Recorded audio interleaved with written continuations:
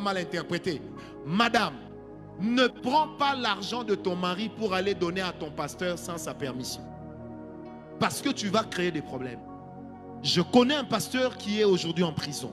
Parce que la femme est allée prendre 40 000 $ dans le compte.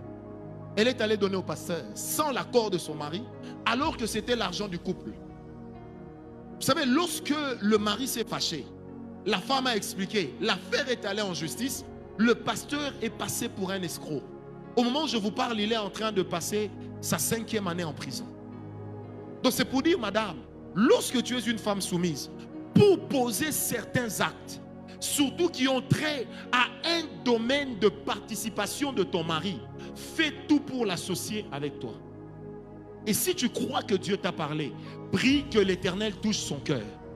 De sorte que quand tu lui parleras, qu'il puisse adhérer à ta demande. Qui m'a donné un amen? Parce qu'on a vu des choses dans ce pays. On a vu des femmes vider leur maison pour aller donner tous les meubles au pasteur. Parce que le pasteur avait vu les sorciers jusque dans les frigos. Comme si des démons dans les frigos. Comme si les démons n'avaient pas froid.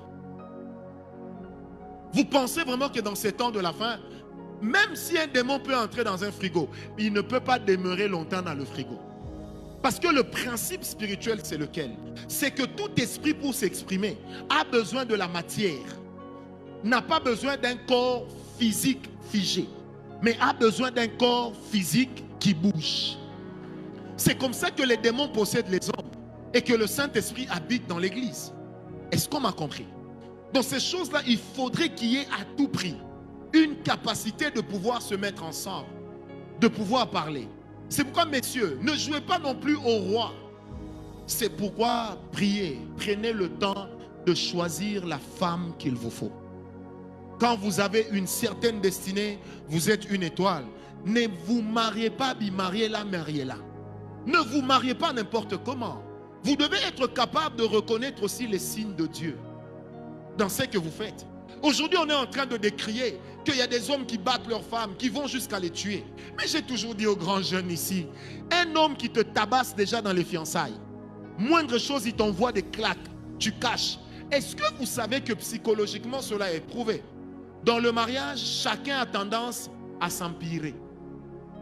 Très peu de personnes s'améliorent. Est-ce qu'on m'a compris? C'est le gars qui te donne 2 gifles aujourd'hui. Dans le mariage, ce sont les mêmes mains. Mais à la place des gifles, ça va devenir des coups.